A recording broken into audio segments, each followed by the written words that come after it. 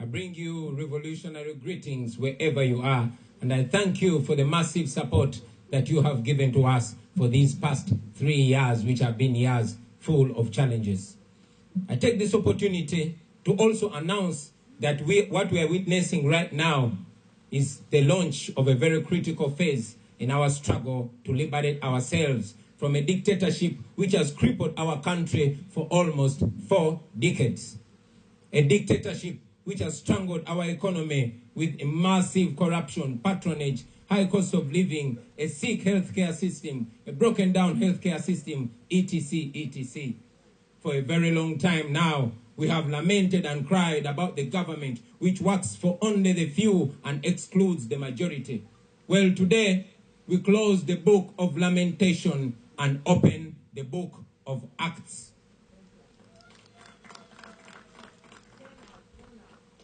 It is time for action, action that will put an end to the injustices, the oppression, and the impunity in our beautiful country, Uganda. Countrymen and women, I come before you not as the most qualified, not as the most experienced, but I come before you as the most committed to lead this liberation, to lead the people of Uganda out of slavery. Countrymen and women, for the last 58 years, our nation has suffered. So many problems have befallen our nation, but key among them has been dictatorships. Each one trying so much to outdo the one before it in violence, in looting, and in plunder. We have not witnessed a peaceful transfer of power from one leader to another since our country became independent in 1962. Unfortunately, friends, 15 years ago, when we had the chance to witness the first peaceful transition of power, 15 years ago, President Museveni, through greed, he denied our nation an opportunity of experiencing a peaceful transition of power from one leader to another, from one generation to another. And as if that was not evil enough, only 3 years ago, this greed caused him to act in the most shameful manner and remove the last safeguard in form of age limit from our constitution. Like Idi Amin, Museveni declared himself president for life in our country, Uganda.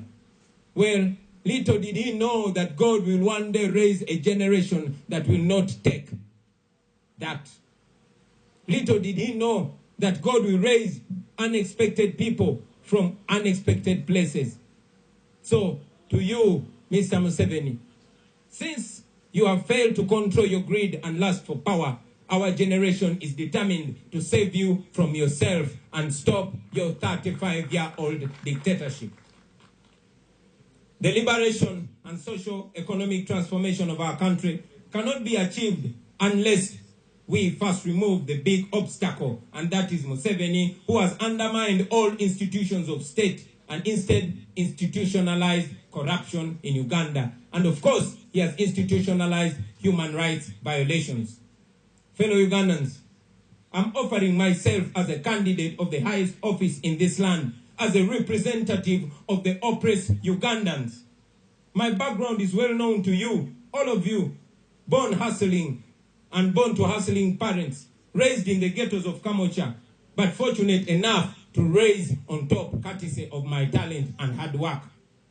It is now this background that has enabled me to understand the struggles of the common Ugandans. 35 years ago, Museveni started feeding off taxpayers' money and living in absolute abundance. Him and his cronies are completely detached from the common person, and no wonder they mock our people because they've impoverished them, battered them, and suppressed them. And that is why in this election, I am representing the weak. I am representing the poor. I am representing the downtrodden. I am representing those that have been excluded from a system which works only for a few, and of course, sitting and stepping on the necks of the many. I am representing the overtaxed business people. I'm representing the parents that have sold all their land to take their children to school, and now their children cannot find jobs. I am representing the border riders who are persecuted every day after being made to pay large sums of money. I am representing those wives and mothers that cannot afford maternal health. I am representing the business person who borrows money at high rates and cannot figure out how to pay it. I'm representing the local suppliers who were kicked out of government tenders simply because they don't know anybody in government. I am representing poor Ugandans who have lost land to the powerful land grabbers, and many of them are in government. Yes, those who cannot get justice because justice under Museveni is for sale. I am representing the poor soldiers, the police officers who are so oppressed, yet they are commanded to beat and kill citizens who they are supposed to protect simply because they must appease the rich. Those rich and the mighty are the ones we are standing against. In this election, gentlemen and ladies, I am representing the hardworking people of Busoga that have been deliberately kept poor by the NRM regime. I am representing the great people of Acholi, whose land is being stolen in broad daylight by the regime and its cooperatives. I am representing the people of Lango, who have been deliberately marginalized and disempowered for the past 3 decades. They have been deliberately marginalized and squeezed. I am representing the impoverished people of Karamoja, who are kept under the barrel of the gun while their gold, their copper, their cobalt and iron ores are stolen away by the rich and mighty. I am representing the people of Unyoro, who live and grow cheap crops on the oil that is theirs. Yes, their oil has been kept in the dark because they are looked at as they don't have a right to know what is happening in their land. I am representing the people of Bugishu, whose past glory has been shattered by the present regime. Their cooperatives, which kept them rich and productive, were destroyed by the regime. I am representing the people of Chigezi, who work so hard to earn little. I am representing the people of Bukedi, who have been turned into beggars on their own land. Representing the people of Uganda, whose land has been grabbed and they are left poor. They are made beggars. They are made slaves on the land of their grandfathers. I am representing all the people of Uganda, ladies and gentlemen. Representing the people of Toro, the people of Rwenzori, who live in constant fear because of the brutal regime. Those who are battered in 2018, whose wounds are still fresh in the minds. I represent them. I represent the youth who are very hardworking, and yet they have no way to break through the yoke of oppression. The youth that work so hard but don't have the means of production. They don't have no land, they don't have no capital, and they have limited or no opportunities. These are the people I am representing. I am representing this section. The vast majority who are oppressed, yearning for freedom.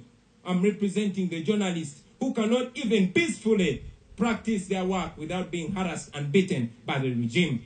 I am representing the health workers who are paid peanuts for doing incredible work. I am representing my mother, who was a nurse, who had 10 children and who died a miserable life because when she got an accident and put in Mulago casualty, she had to stay there an hour in a hospital she served for more than 20 years. I am here to speak for her, even though she cannot speak no more. These are the people that I'm representing. Fellow Ugandans, I present myself to you as a servant, not as a boss. While our detailed plan of action towards our new Uganda will be presented to you through our manifesto, allow me very briefly, because we don't have time, to state just a few things that we will run based on. Most importantly, I want you, the people of Uganda, to know that we are going to run a people-centered government which focuses on these areas. Our agenda, first and foremost, is freedom. We want to ensure that all Ugandans, regardless of who they are, of where they come from, are free in their country. All Ugandans must enjoy the freedom of expression, the freedom of conscience, the freedom to disagree with those in power, the freedom to assemble peacefully, and yes, the freedom to worship, and all other freedoms which have been, of course, taken away by the regime. So number one, I intend to increase the pay of the security forces. Let me say that again. I intend to increase the pay of our security forces. The pay of our soldiers, police officers, and prison officers is so miserable. It must be improved. If I become president, we'll have the privilege to know what the classified budget really does. Such a huge amount of money will be used to improve the pay of our security forces so that they can live a better life. When I'm president, the lowest paid soldier or police officer will be earning 1 million shillings. Let me say it again. When I am president, the lowest earning police officer or soldier or prison officer will be earning 1 million shillings. I will improve their housing and health care. Low-ranking and middle-ranking officers must be entitled to free quality health care as the high-ranking officers. Our government will find opportunities for the spouses of the soldiers and police officers to ensure that they are each contributing to the livelihood of their families. I also intend to streamline the promotion criteria in the armed forces and, of course, in the police, which will be based on merit and not technical know-how. Never again will soldiers be forced to join the police. I say this again. Never again will soldiers be forced to become police officers like we see today, because they had the option of joining the police, but they decided to join the army. In our plan, the better option is not to recruit from the police, from the army to the police, but instead to improve and empower the police so that they can become better and operate better. The children of the soldiers and the police officers will be entitled to free education up to university. There is no greater sacrifice, ladies and gentlemen, than serving in uniform, and it will be our deliberate plan to ensure that our men and women in uniform in dignity. I firmly believe we do this, I strongly believe that if we do this, then our armed men and women in uniform will have respect for the citizens. In a new Uganda, there will be mutual love and respect between those in uniform and the ordinary citizen of Uganda. When I become president, we shall introduce a contract arrangement for the security officers. In other countries, one can serve in the military, and after some time, they resign when they are still young. And of course, they resign with a better retirement package. But today, they are all tied. Even when they want to resign, they cannot. One should be proud to serve in the military or in the police and resign. So we shall make it on contract, so that we make that job so nice for you to work. Number 2, in the new Uganda, there will be access to affordable quality health care for all Ugandans, and this will be priority in terms of budgetary allocations. Effective supervision, of course, will be there, but health can be fixed. I'm not here to preach as a professor or a very experienced person in health, in the health sector. But I want to tell you, only following the Abuja Declaration of raising the budgetary allocation to 15% of the national budget, we are going to have a perfect healthcare system. And yes, we will do it.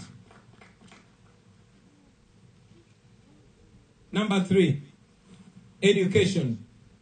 We all know that education is what paves way for a new. Maybe if I did not get the rare opportunity to education, I would still be in. But now that I'm here, it has to work for everybody. It has to be transformation for every get you. I've told you before about our education, and I will emphasize that we'll have the 4 A's that we'll focus on in our education.